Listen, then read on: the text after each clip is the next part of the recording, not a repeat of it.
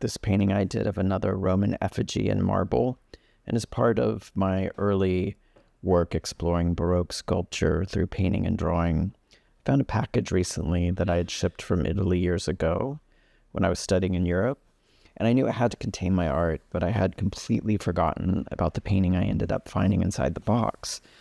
It is the companion piece of my painting of Cardinal Antonio del Monte, which I had talked about in another video.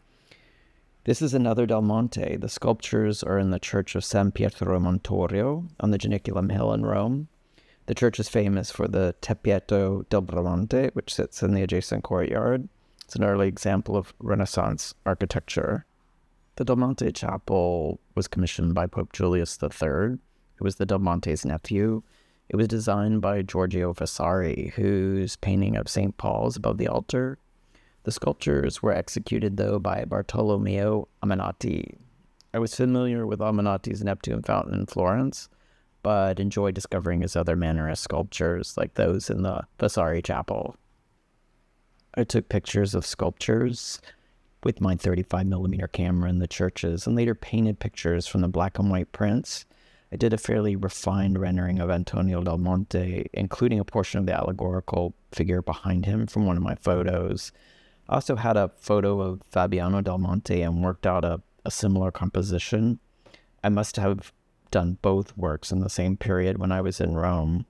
So this painting is similar to the Antonio one, but is more graphic in style. The gesso priming on the canvas I had made myself, and perhaps it was too absorbent because I really worked the surface here. I remember applying layers and scraping them off to rework the drawing. It created these rough-hewn textures, really quite different from the polished opaque layers of paint in the Antonio piece. I like the expressive distortion in Ammanti's sculptures. Technically, it is a Mannerist period piece, but I think it is very Baroque too. The adoption of the Etruscan style of effigies, where the figure is half reclining and half sitting up, seems Baroque in spirit to me. The sculpture is sort of sitting up to engage the viewer. I like the elongated form and also how the folds of the garment seem naturalistic and yet play up the surface qualities of the marble too. I tried to achieve that in my painting. I guess the graphic quality of the rendering reads as both folds of fabric and paint marks.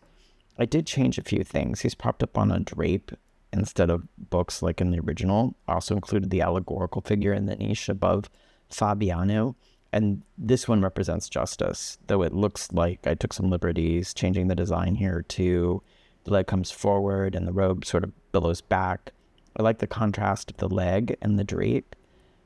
I kept the two columns flanking the sides of the niche and seem to have added clouds or stylized drapes around the background. Fabio's head is much more totemic than Antonio's in this painting. Goes well with the primitivistic style of the painting, though. I hope to be able to hang this someday with the other one, despite the different styles I used on them. I was clearly experimenting a lot at the time.